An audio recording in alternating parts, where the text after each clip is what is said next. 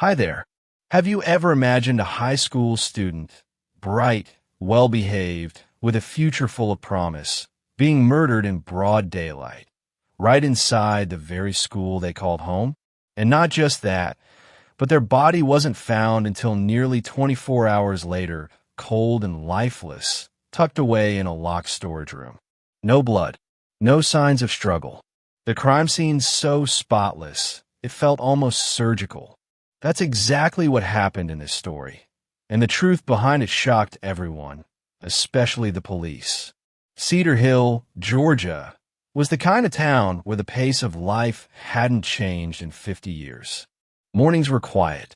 Neighbors still waved from their porches. And Roosevelt High School, a proud brick building with ivy creeping up the walls, stood as a symbol of tradition and safety. That illusion shattered at 7:32 a.m. on Tuesday, October 17th. Marvin Ellis, the school's long-serving security guard, had just poured himself his first coffee of the morning when he received a text from the vice principal. There was a last-minute visit from the district, one of those surprise inspections the staff dreaded, and they needed access to the equipment storage room on the third floor of the main building. No big deal, Marvin thought. He'd been unlocking doors in this school for 26 years. But that morning, something was different. As he climbed the creaky stairs to the third floor, a rarely used corridor with pale blue lockers and outdated posters peeling off the walls, a strange chill ran down his spine. He paused at the heavy metal door of the storage room.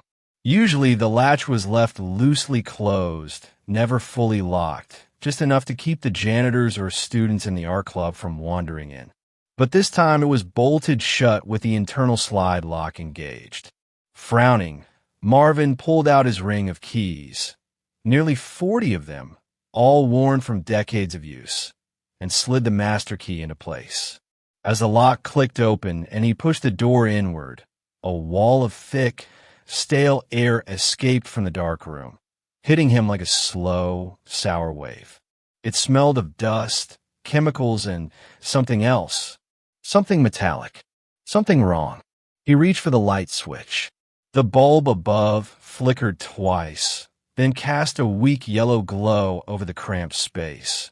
No windows, no airflow, just rows of old AV carts, paint buckets, and shelves of forgotten equipment. Then Marvin froze. At the far end of the room, partially obscured by a metal storage rack, lay the still body of a teenage boy. He wasn't slumped or sprawled. He was lying on his side, in the fetal position, as if he'd simply fallen asleep there and never woken up. He wore Roosevelt's signature uniform, white shirt, navy slacks. His sneakers were still clean. His name tag hung from his chest, tilted at an angle. Ethan Carter, 17 years old, junior. Marvin staggered backward, dropping his keys with a metallic clatter that echoed off the concrete walls. His hand shook as he pulled out his old flip phone and dialed 911. This is Roosevelt High. We got a student down, storage room, third floor. I think he's gone. Within 15 minutes, flashing red and blue lights painted the school's front lawn. The students, who had just begun first period, were told to remain in their classrooms. Teachers whispered nervously in the halls. A few kids caught glimpses of the stretcher being wheeled through the back exit. No one really believed what they were seeing. Roosevelt High had always been safe. Nothing like this had ever happened here. Inside the storage room, Detective Samuel Davis, head of the Cedar Hill Police Department's Violent Crimes Unit, crouched beside the boy's body. He'd seen plenty in his 25-year career: murders, overdoses, suicides. But something about this scene gave him pause. Ethan's body showed no signs of struggle. No blood. No bruises. His arms were tucked close to his chest, his eyes only slightly open. There was a cracked phone face down on the ground a few feet away, and beside it, a handful of half-finished poster sketches, likely for the school's fall bulletin board competition. It looked peaceful, too peaceful. "This doesn't feel like a fight," Davis said quietly. "It feels like a secret." The medical examiner, Dr. Pamela Greer, arrived shortly after and confirmed what Davis already suspected. "There are no visible injuries," she said. "No trauma, no bleeding, no cuts, no defensive wounds. His clothes are undisturbed. This wasn't an accident, and it wasn't a brawl." She paused, studying the boy's face. There's slight lividity around the lips. Tongue pulled back. "I'd say suffocation. Likely manual." Davis exhaled sharply. A kid had been silently smothered in a room with only one entrance during school hours and left there for almost 24 hours. That wasn't a spur-of-the-moment crime. That was intentional, cold, calculated. As the stretcher finally carried Ethan Carter's lifeless body out of the building, students pressed their faces to the windows in disbelief. The fall sunshine lit up the front of the school, but a storm had already settled inside. Detective Davis stood by the classroom window and watched the students staring back at him. He could already see the ripples of fear spreading across campus. Someone had killed Ethan Carter. Someone who had walked out of that storage room like nothing ever happened. And the investigation had only just begun. By noon, Roosevelt High School was no longer a school. It was a crime scene. Classroom doors stayed locked. Hallways emptied. A few students cried. Most just stared at their phones, refreshing news apps, hoping for answers that wouldn't come. Outside the building, reporters began circling like vultures. Inside, Detective Samuel Davis stood at the center of a quiet storm. He hadn't moved far from the third-floor storage room. Something about it stuck with him, like a smell that wouldn't leave your clothes no matter how many times you washed them. Ethan Carter, 17 years old. Good student. No criminal record. No history of trouble. Not the kind of kid who dies in a locked storage room. But here they were. Dr. Pamela Greer, the medical examiner, had already completed her initial review. She stood beside Davis with her clipboard tucked under one arm and gloves still on her hands.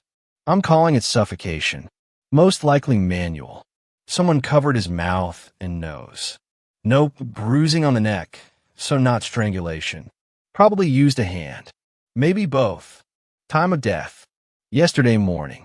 Between 9 and 10. Which means he was in this building for nearly 24 hours before anyone found him." Davis clenched his jaw. During school hours. Hundreds of people in and out of these hallways. And no one noticed. Pamela nodded grimly. "That's what makes this so unsettling. It's not just how he died. It's where." She handed Davis a sealed evidence bag. Inside was Ethan's cell phone, screen cracked, powered off. "We're sending it to tech," she said. "Might tell us who he was texting. Or who he was meeting." Davis looked back into the storage room. It was still exactly as it had been, eerily neat.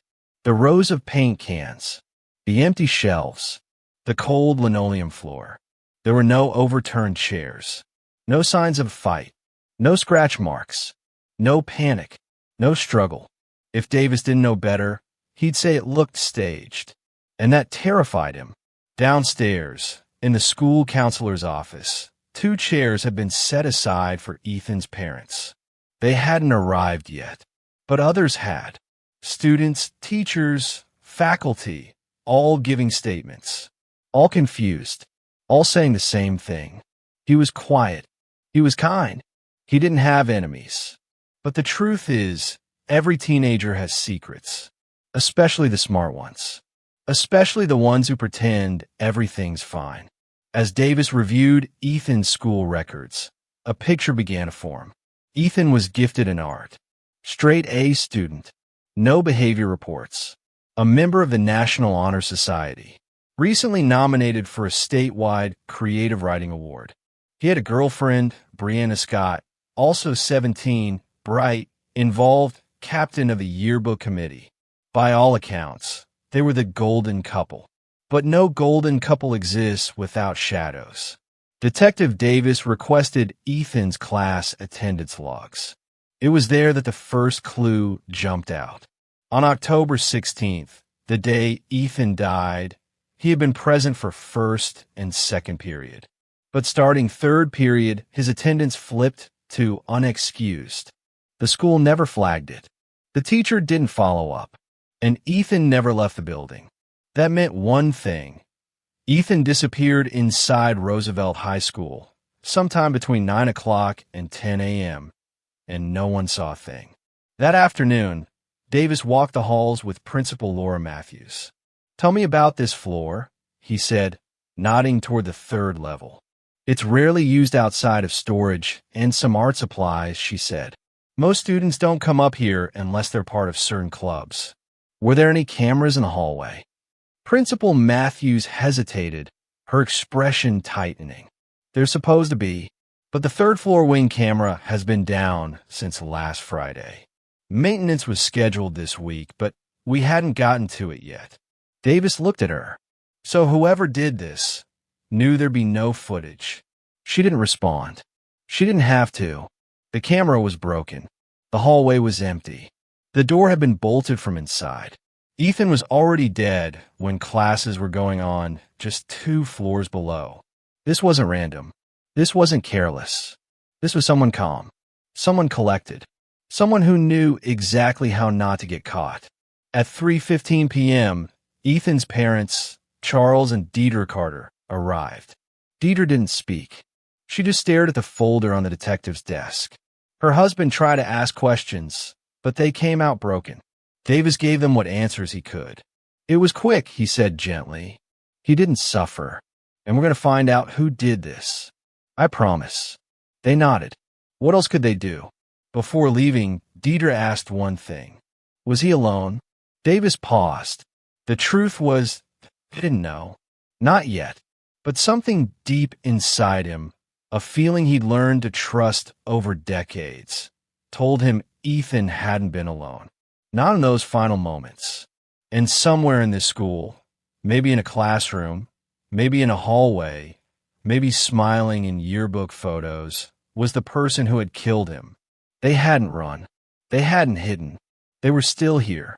Detective Samuel Davis had always believed one thing. In a small town, secrets don't stay buried. People talk. Sometimes too much. Sometimes just enough.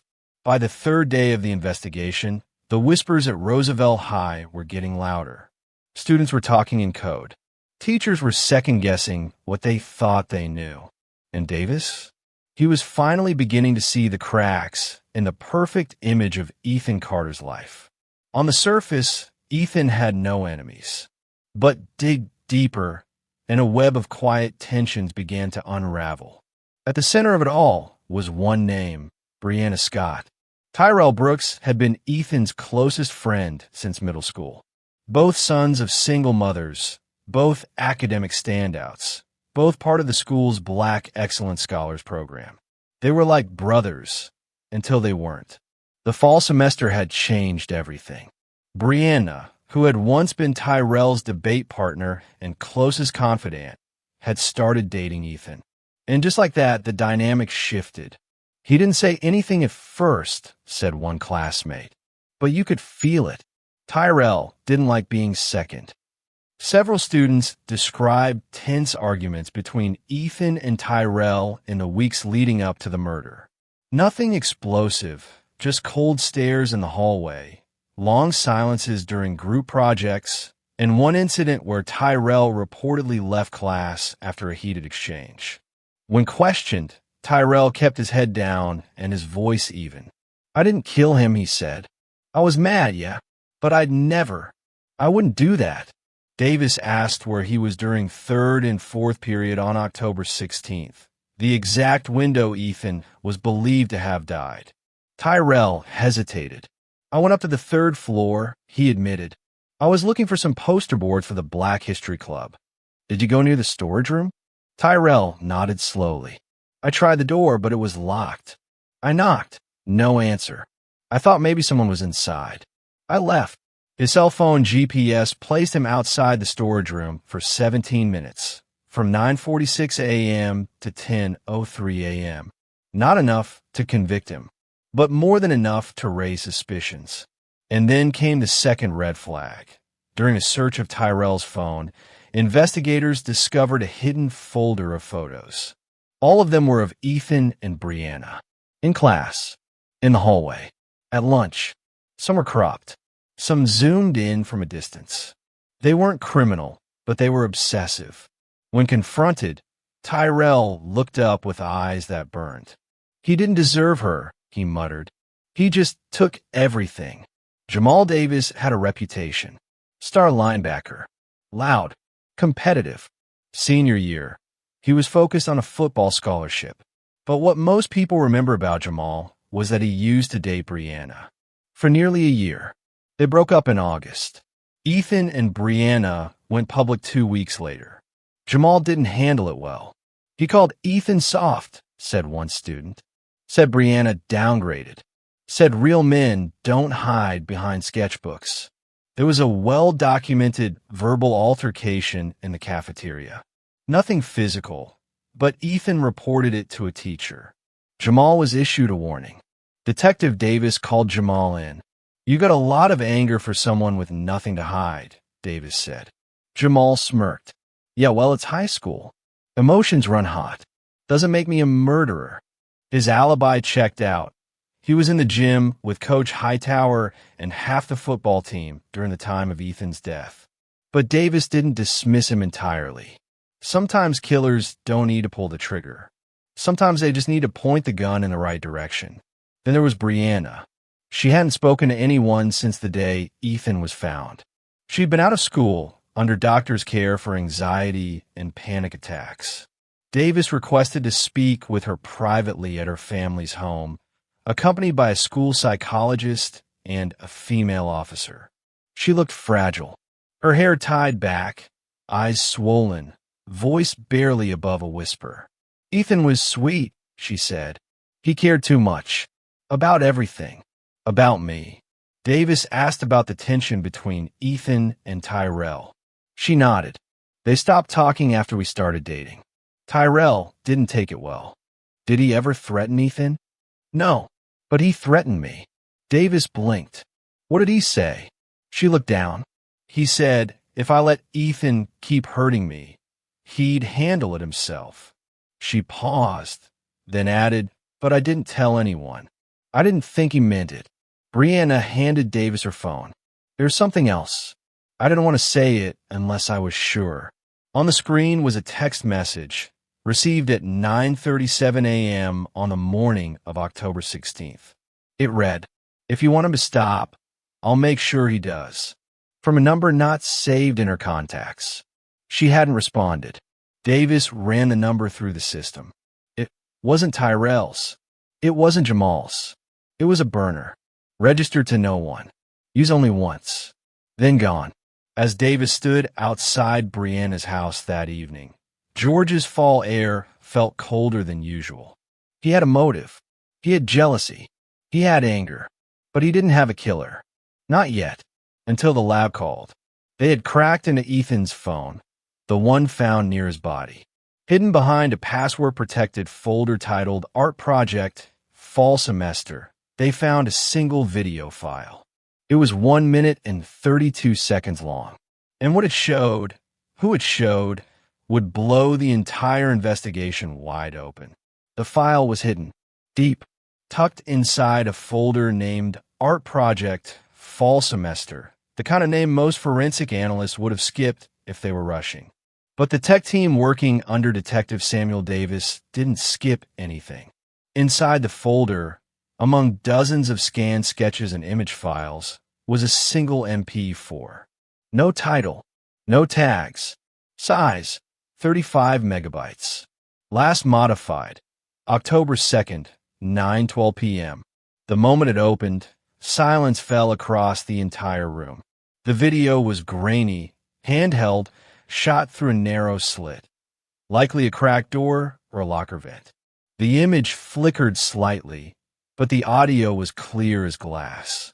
A woman's voice. Familiar. Warm at first. You know we shouldn't be doing this here.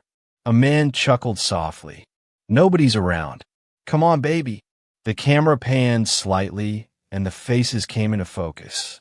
Ms. Monique Holmes, Ethan's English teacher and the senior advisor of the art club. And beside her, Mr. Marcus Ford, head of the history department. Married, 2 kids, church deacon. Their embrace turned into something more. Private touches, a lingering kiss, a whispered name.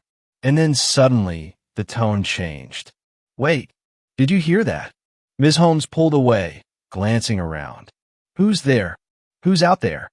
Her eyes locked directly with the camera, or at least with whoever was behind the door. Her voice dropped to a hiss. Is someone recording? Footsteps. The image shook. Then, you. Stop. Delete that right now. A scuffle. The video went black. Then a final phrase, shouted and unmistakable, cut through the silence. If you ever show that to anyone, I swear I will make you regret it for the rest of your life. Then nothing. The room fell into dead silence. Detective Davis stared at the paused frame, Ms. Holmes's face frozen mid-rage on the screen. It wasn't just inappropriate. It wasn't just scandalous. It was emotive. Ethan Carter had discovered a secret that wasn't meant to be seen. He had captured his teacher, a respected, admired, and deeply religious woman, cheating on her husband with another married faculty member. A woman who taught Shakespeare by day, led Bible study on weekends, and held every student to impossible standards. And he didn't delete the video. He didn't report it. He kept it. For what? Power? Revenge? Or just a quiet rebellion? The kind teenage boys carry in their pockets, waiting for the right moment to use. Either way, Davis knew this much. Ethan had leverage. And Monique Holmes was the one being held at the other end of it. Now, everything started to make sense. The lack of forced entry, the clean scene, the bolted door, the timing, early in the day before the building was crowded. Someone had lured Ethan to that storage room. Someone he trusted. Someone who had a reason to silence him. And the person who had the most to lose if that video ever came out was her. Davis wasted no time. He had Ms. Holmes called in for a follow-up interview. She arrived wearing her usual muted colors, cardigan, long skirt, cross necklace. Her demeanor was calm, composed, almost teacherly. I was told you had more questions, she asked, folding her hands on the table. Davis nodded and slid a tablet across the table. You recognize the room in this video, Ms. Holmes? She glanced at it. Her body froze. She didn't even press play. She didn't have to. Her face paled, her lips parted, and her hands began to tremble. I can explain, she whispered. No need, Davis said gently. Just tell me the truth. There was a pause, the kind that seems to stretch into eternity. And then her voice cracked. I didn't mean to hurt him. She told the whole story. After Ethan captured the video, he hadn't threatened her. He hadn't blackmailed her. He hadn't sent it to anyone. He simply stared at her. In class. In the hallway. In silence. And that silence, that knowing smirk, that unreadable expression became a slow, psychological torment.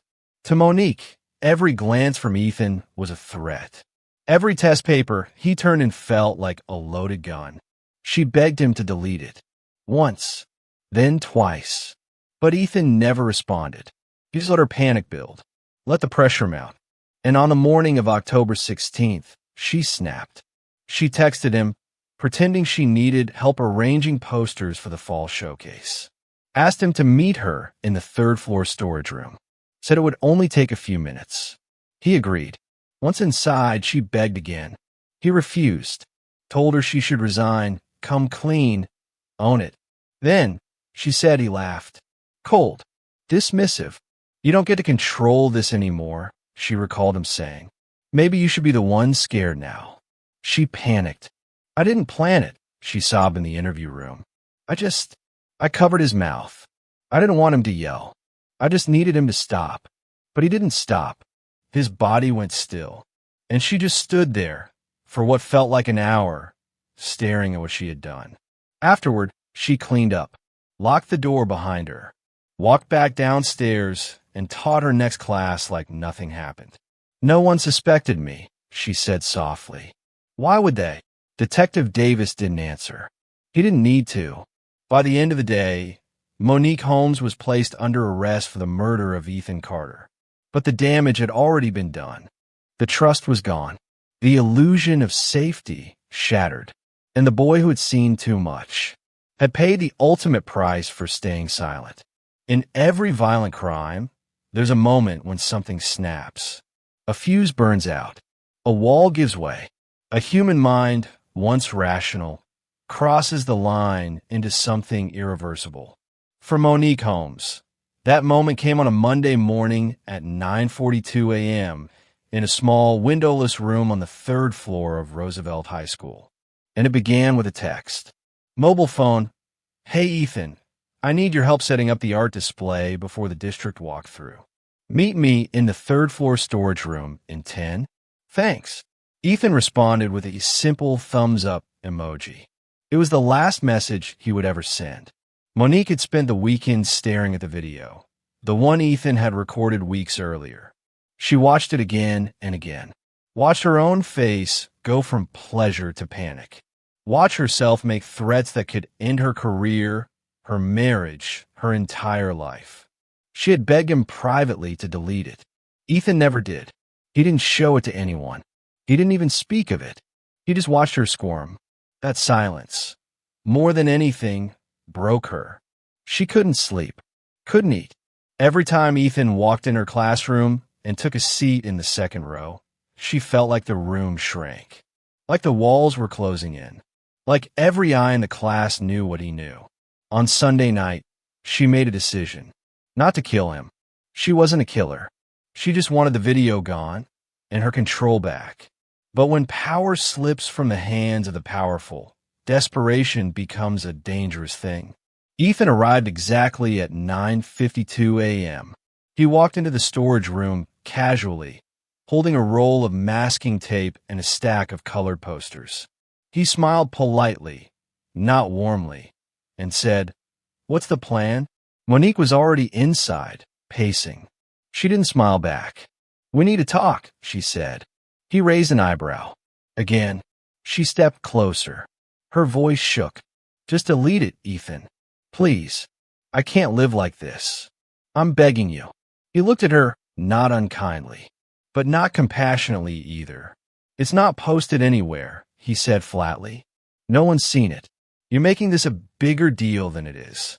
You think this is a game?" Ethan shrugged. "I think it's over." And then, according to her statement, he said something she couldn't forget. "You don't scare me, Ms. Holmes. You're the one who should be scared." Those weren't threats. Not legally. But to her, to a woman unraveling under the weight of shame, they sounded like gunfire. And that's when she snapped. She lunged, both hands, on his face, one across his mouth, one pinching his nose. Panic overtook her. Ethan fought back, briefly, but he was smaller, slighter, taken by surprise. It didn't take long. 17 seconds, maybe 20. And just like that, he stopped moving. The room fell still. Monique backed away, trembling, her chest heaving, her hands shaking. She stared at Ethan's body, curled slightly, one arm resting near his chest, as if he'd just laid down and fallen asleep. There was no blood, no marks, just silence. She sat down on a crate in the corner and wept. Not from guilt, not yet, but from relief. It was over. The video wouldn't come out. The fear was gone. But fear, she would soon learn, had only just begun. What followed wasn't planned. It was pure survival. She wiped the door handle clean with a rag from the supply cart. She picked up the fallen poster paper, stacked it neatly beside his body, like he'd been working before he collapsed. She stepped around his legs, smoothed her skirt, bolted the inside lock. Then, quietly, like a teacher finishing morning prep, she walked out of the storage room, slid the latch shut from the outside, and returned to her second period class. She taught a lesson on To Kill a Mockingbird, assigned homework, gave out 2 gold stars. Not a single student noticed her hand was still trembling. For the rest of that day, and the day after, she walked those hallways like a ghost. Every echo of footsteps made her flinch. Every glance from a student felt like suspicion. But no one said anything. No one knew. Until the morning of the 17th, when she heard the sirens from her classroom window. And she knew her time was up. When Detective Davis asked what she thought would happen, if she really believed no one would ever find him, her answer came quietly. "I didn't think past the moment," she said. "I just wanted him to stop looking at me like that. I just wanted to feel normal again." But she didn't feel normal. She felt like a shadow of herself. And once the news broke, the video, the confession, the truth, she wasn't just a disgraced teacher anymore. She was a murderer. And Ethan Carter? He became the boy whose silence spoke louder than any scream. The hardest part of any crime isn't the act itself. It's the cleanup, the cover story, the lie you have to keep straight while the world keeps spinning. For Monique Holmes, the killing of Ethan Carter may have been a moment of panic, but the aftermath? That was something else entirely. It was premeditated survival. She hadn't planned to kill him. But once he was gone, she knew what had to come next. Someone else had to take the fall.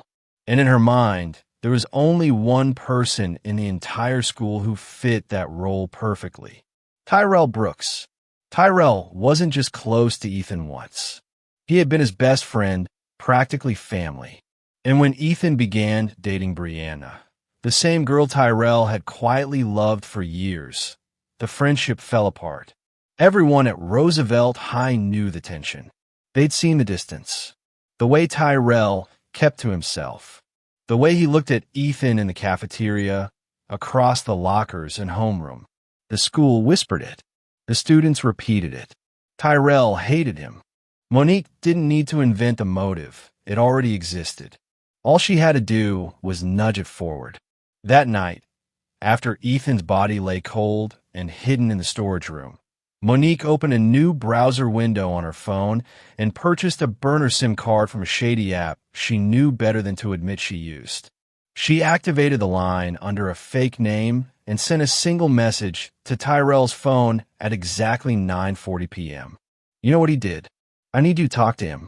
Just make him stop. Please." The message was sent from a number Tyrell didn't recognize, but the tone, the phrasing, even the grammar, mimicked someone he did. Brianna, the girl he still couldn't forget. The girl Ethan had stolen. The girl he swore to protect. Tyrell never replied. But that didn't matter. The damage had been done. Next, Monique accessed the club storage locker, where she knew Tyrell had once borrowed art supplies, and pulled out a folder of his sketches. She planted it behind a cabinet in the storage room. It would later be found by officers sweeping the area, further implicating him. Then she deleted every text she had exchanged with Ethan in the past month, erased his number, cleared her cloud. When she arrived home, she made a cup of tea and sat beside her husband on the couch, pretending to watch TV. He didn't know the difference. No one did.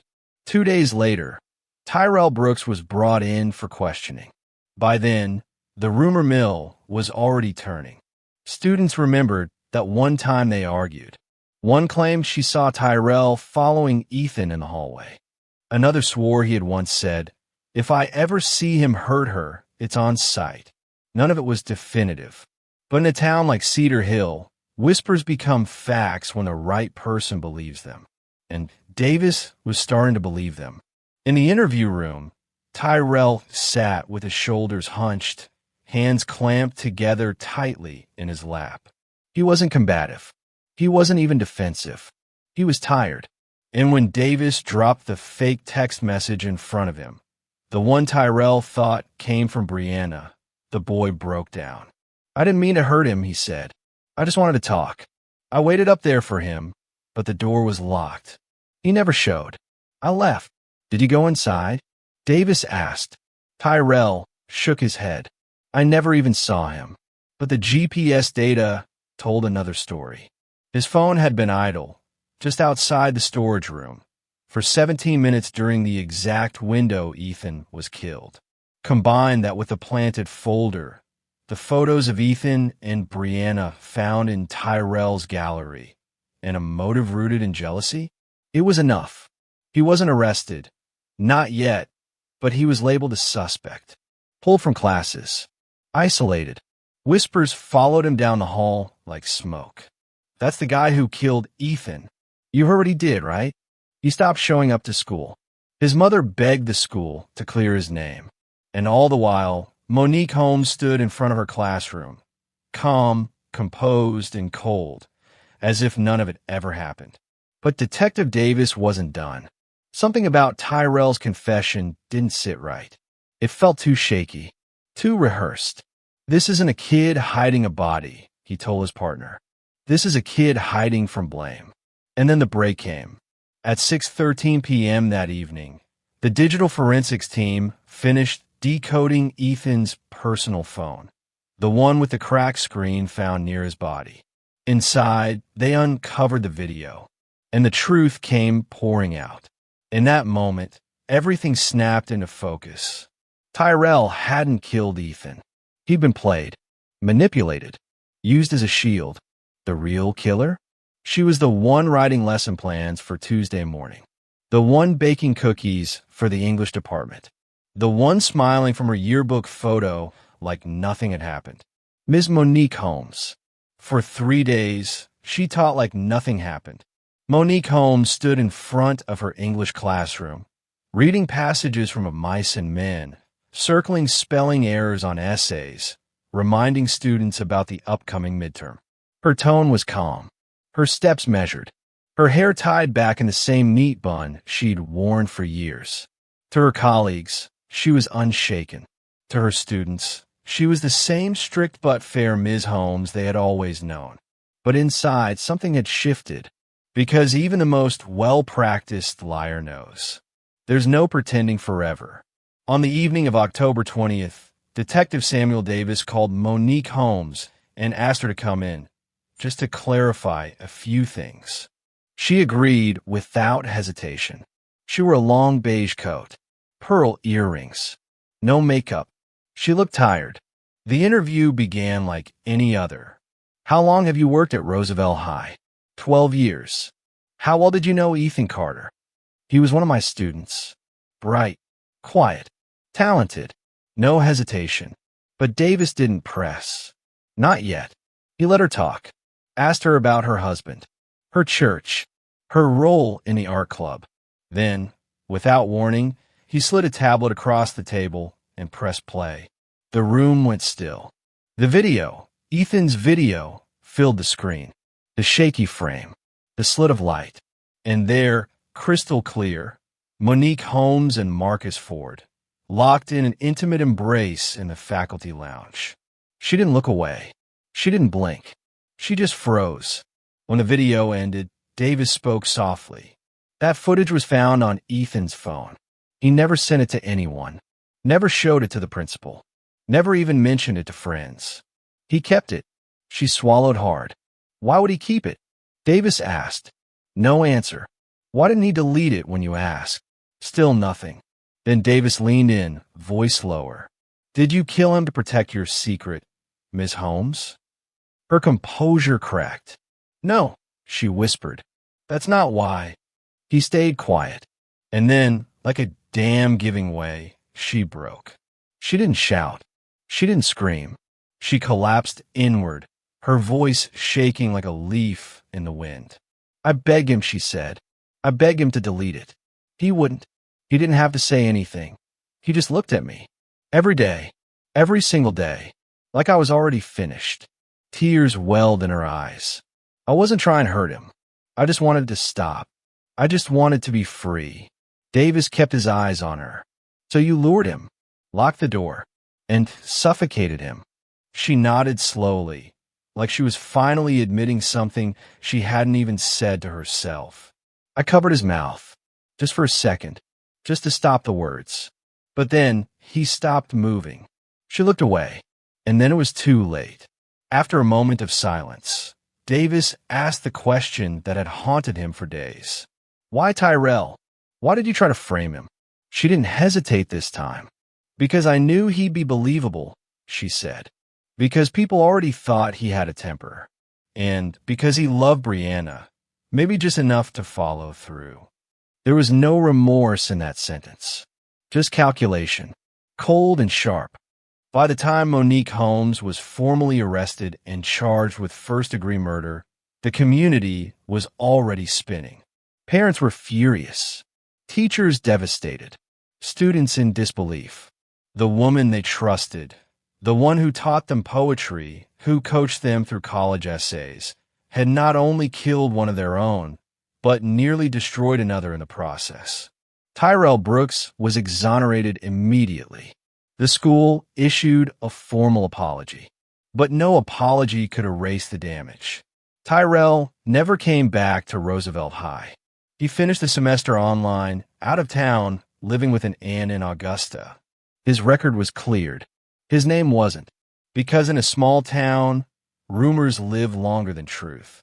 Ethan Carter's funeral was held the following week. He was buried in a navy blue suit, sketchbook placed on his chest.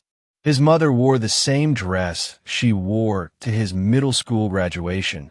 She hadn't bought a new one since. Over 300 people attended. Students, teachers, church members, former babysitters, people who didn't even know Ethan, but who knew pain, who knew what it meant to lose something pure to something cruel. Detective Davis stood in the back row, hat in hand, eyes low. He'd solved the case, found the killer, put her behind bars. But there was no celebration, only silence. Because in the end, justice doesn't always feel like victory. Sometimes it just feels like survival. On December 14th, 2023, under a gray winter sky and the creak of courthouse steps slick with frost, Monique Holmes stood before a packed courtroom and faced the full weight of her crime. She wore a navy suit, no makeup, no jewelry. Her hands trembled slightly as she clasped them in front of her. The room was silent as the verdict was read. We, the jury, find the defendant, Monique D. Holmes, guilty of murder in the first degree. Gasps, a quiet sob, a gavel strike, and then came the sentence. The court hereby imposes the maximum penalty allowed under Georgia state law, death by lethal injection. No one clapped. No one cheered. This wasn't a movie. It was a tragedy, and no one walked out of that courtroom unchanged. In the days following the trial, headlines swept across the state. Beloved teacher turned killer. Cedar Hill mourns the loss of innocence. Secret affair, hidden video, and a cold-blooded murder. The Roosevelt High scandal. Justice for Ethan Carter. A town demands healing. But for those who actually knew Ethan, justice wasn't enough. Not for Charles and Deidre Carter, who still set an extra plate at the dinner table out of habit.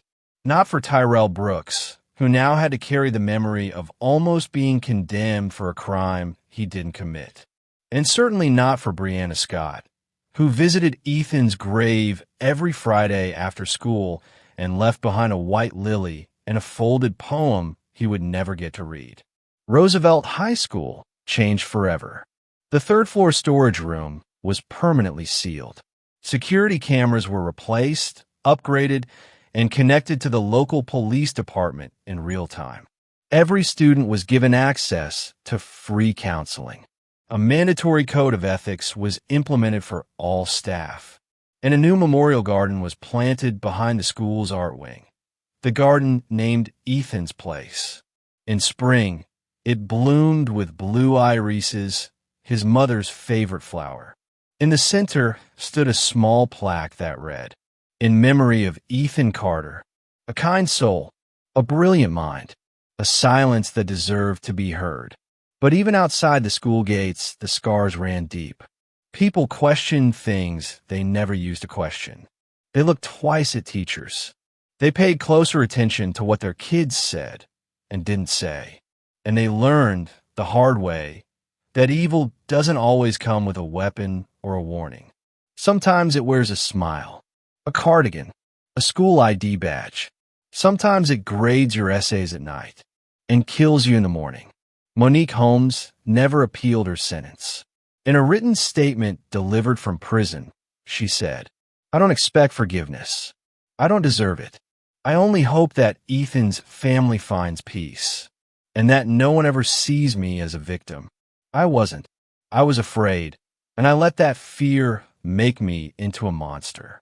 She was transferred to the Georgia Diagnostic and Classification Prison, death row for female inmates.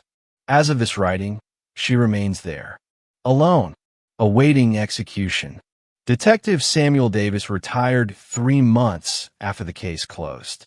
He didn't talk about Ethan much, but when asked what made this case different, he only said one thing: "Most killers don't scare me. This one did, because she didn't kill for money. She didn't kill out of hate. She killed to protect the image of who she thought she was. And that, my friend, is more dangerous than any gun." Ethan Carter's story is now taught in college criminal justice classes across the state. Not because he was famous, but because he mattered. Because he was a teenager who saw something he wasn't supposed to see, and instead of using it, he simply held on to it, waiting, watching, trying to figure out what to do. And for that, he died. But in dying, he revealed something far more frightening than scandal: that the people we trust the most can sometimes be the ones who destroy us the fastest. The story ends here, but the lesson? That stays with us.